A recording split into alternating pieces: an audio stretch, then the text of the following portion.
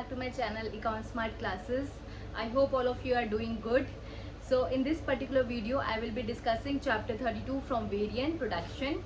Okay, so here we will be covering Robinson Crusoe economy and various techniques of production, right, and how to maximize production and as well as utility at the same time. How a consumer, if he is a producer as well as a consumer supposedly, how will that person maximize its utility at the same time. So many other concepts we will be covering.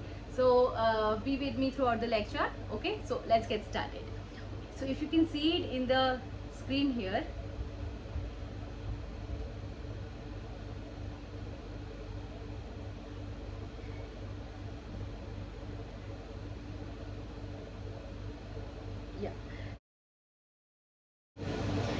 yeah. So here in the production chapter, can you see this first concept that we will be covering is the Robinson Crusoe economy. Okay, so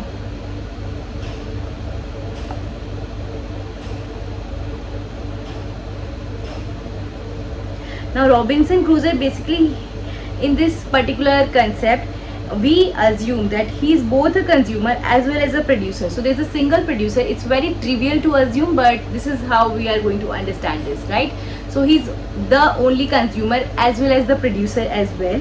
So he spend his time enjoying on luxury, spending on beach. They were in a way indirectly he's consuming leisure, or he can spend his time gathering coconut. So gathering coconut is his working time, right? So he's when he's gathering coconut, it means he will be earning money from coconut gathering. Okay, so understand it like this. Now coconut, more he gather, more he has to eat, but less time he has for his enjoyment, for his leisure. Okay, so he has to devote his 24-hour timing between leisure and labor. Labor he is devoting to extract coconut. Okay, so that is the time of cost. Cost is the labor that he is employing. Okay, and what he is earning money as a producer by selling coconut to himself, right? So let's say the price of coconut is 1 and C denote the amount of coconut that he will consume. So let's say P times C, that becomes his earning from coconut, where P, let's say price of coconut is 1, so this becomes his earning. So later on we will discuss the profit function for the Robinson Crusoe. Okay, so Robinson's preference, let's say, are given for coconut and leisure.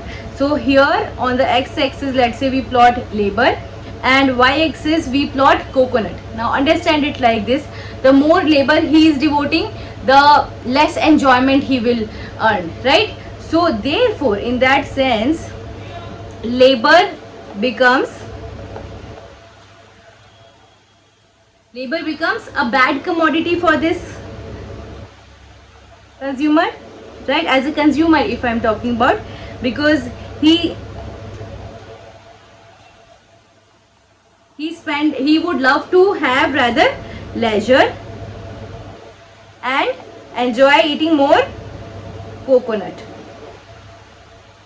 Okay, so when I'm saying it's a bad commodity and this is a good commodity, okay, so immediately if we plot an indifference curve for such a case, I hope you are aware of it. When you have bad commodity on one axis and the good commodity on the other axis, then indifference curves are plotted like a upward sloping curve, where utility is rising in the upward direction here, because good commodity in which he will gain utility by consuming more is plotted on the y-axis here. So the more utility is he is getting by more consumption. So utility is rising in the upward direction, meaning toward, or you can say it is moving toward the axis y, okay, and moving away from axis x, because labor is bad and leisure is a good commodity here. Okay, I hope so far this is clear regarding consumption. Now if you see it in the graph here you are plotting labor, and on the y-axis we plot the coconut that he will consume. Let's say indifference curve when you are plotting, they are upward sloping curve, right? Because we have understood that labor is a labor and devoting more labor is bad and enjoying more leisure is preferable. Okay, So now let's draw the production function for Robinson. Let's say we have diminishing returns to skill. Now what it means to say diminishing returns? That means the more labor that Robinson employs, the more labor if he is employing, the production of coconut that he is consuming eventually, that is increasing but at a diminishing rate, right? So this is diminishing returns to scale production function when you are employing say x unit of labor, okay, and as you are increasing more and more unit of x unit, the per unit increase in coconut keeps on decreasing, right? That it means that productivity of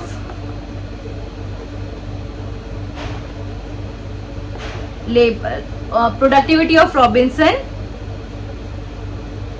it decreases as his employees, as labor that he is employing increases, right? Can we say that marginal productivity is decreasing here, okay, because additional productivity is decreasing, and so we can say that there are diminishing returns to production, okay. So given this, I hope it is clear why production function is a concave shape curve and your ICs are upward sloping and rising in this direction. Now when you impose indifference curve on this production function, what we get is the optimum choice for this particular consumer. What is the optimum choice of the coconut that he would love to produce, and the optimum unit of labor that he would love to spend, okay.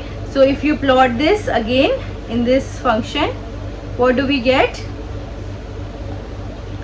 If you superimpose this on this production function,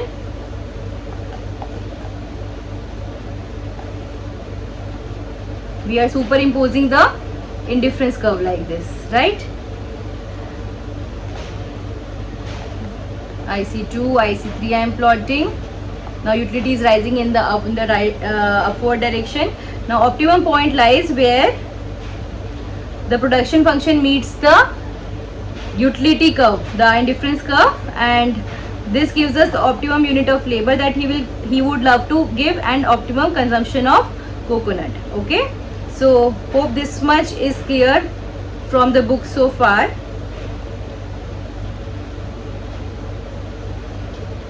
Right, now moving on. Now if you read it in the variant, it should be very much clear here. Here the slope of IC must equal the slope of production function by the standard argument that we have studied before, and this is the feasible optimum point that we have computed, the optimum unit of labor and optimum unit of coconut that he would love to consume, okay. Now moving on, let's now move on to the isoprofits. Isoprofits are what? First understand what is the profit function for this particular firm, okay. Now how you plot the profit we know is equal to total revenue that he will get minus the cost this consumer will as a producer he will incur. Now what is the revenue? Revenue he is generating from selling coconut. So coconut unit times the price becomes the profit, becomes the revenue for this firm. Now given price equals to 1, let's say we assume, let's say price equals to 1, so revenue becomes simply equals to C, which is the unit of coconut that you would be willing to sell. Now minus what is the cost he is incurring? Cost is the unit of labor times the wage rate on unit of labor that he is applying, okay. So therefore W times L becomes the cost of this particular firm. So profit equals to C minus WL, where price of coconut is 1. This is how we get this equation of isoprofit line. Now suppose we solve for this C is the unit of coconut, so we can plot this isoprofit line. Now isoprofit line, along an isoprofit line the profit remain constant, okay. So when you are plotting this curve, how are you plotting? Let's say now we impose here isoprofit lines, okay. Now we have understood profit equals to C minus WL. Okay, now when you have here unit of labor plotted here, your unit of coconut is plotted on the y-axis here, and given the production function is diminishing returns to scale, this is the production function, right? And when you superimpose iso profit line, which is given by C minus WL, now as the L is rising, when you have to plot this line, it's a constant line. What is the slope of this line? You can compute it by DC by DL. Okay, now it will come out to be, if you compute it, it will come out to be positive, right? How you get that? You just rearrange this equation, you get C equals to pi plus WL. Now when you compute DC by DL derivative, it will be simply W. So the slope of isoprofit line is simply equals to W. Why? Because profit is constant here, right? Profit is constant, so we can write it like this: C minus WL equals to some constant, say pi 1, say pi 2, some other profit line, you have C minus WL with some other value here, right? So these are different numbers basically. Now when you plot this line, we know that slope of this iso profit line is positive with slope W, so we just can superimpose iso profit line with the constant slope of W here. Okay, and because so point is, what will be the price, assuming P equals to 1, which is the price of coconut. Otherwise, if you take price of coconut as simply P, then the DC by DL will then become W by P. Okay, where P if it is equals to 1, then the slope is simply equals to W. Now coming back to this, these are simply iso profit lines, right? I hope so far what we have covered is clear, that iso profit lines are positive and upward sloping here, and this is your production function, because we are assuming there are diminishing returns to your production.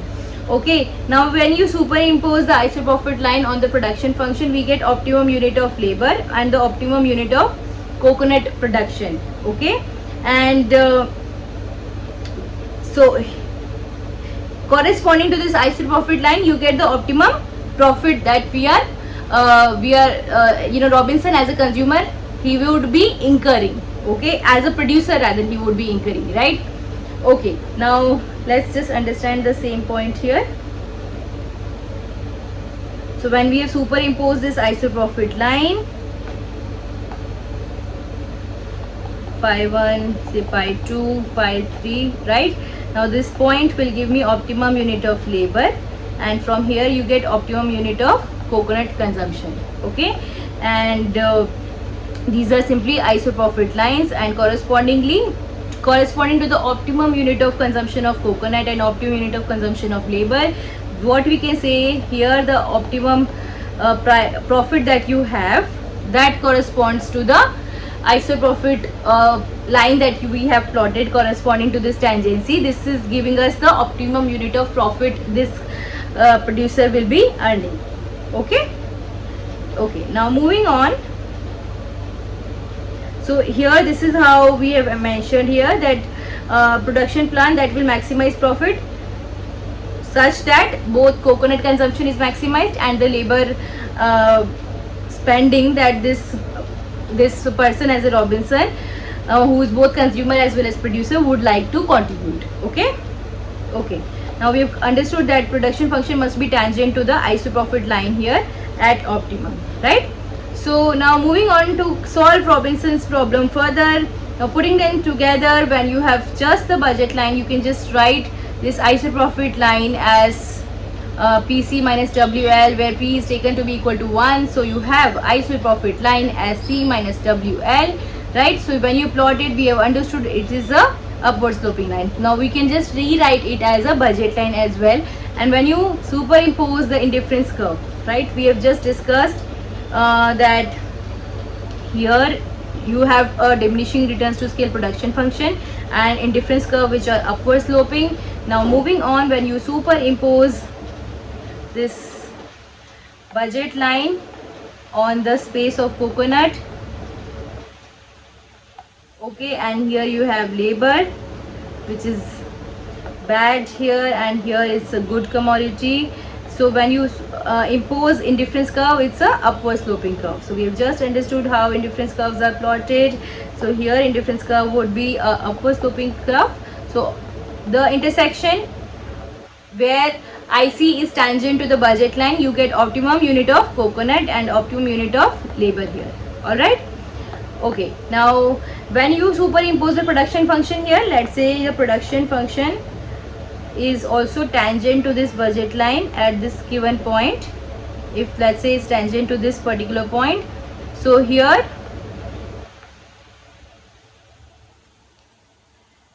by the tangency of budget line and production function, you have production optimality. Okay, this is the best optimum point for production, and by the tangency of indifference curve and budget line, you have this same point as the consumption optimality. Okay, so if you see it in the book as well, by this utility maximization,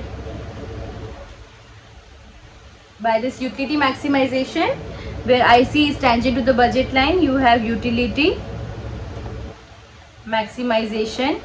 Okay, and here your consumption and consumption of coconut and optimum labor is what we have to we are able to compute. Okay, now this is giving us again, now we have just discussed that when you superimpose on the production function the indifference curve, and we also have budget line tangency at the same point, that is the point of both consumption and the production optimality. So here we are getting an equilibrium in both consumption as well as production point of view. So here amount of consumption, total demand basically that he is making for the coconut is equal to the total supply that he is willing to produce, right? He is willing to produce. So there is basically a feasible level of production at this point where both consumption is being optimized as well as the production. Okay, so I hope so far whatever we have covered is very much clear to you. Now in my next video we will be covering the different returns to scale. Let's say when you have constant returns to scale, how things change, and then increasing returns to scale, and then how production and first and second welfare theorem they are related.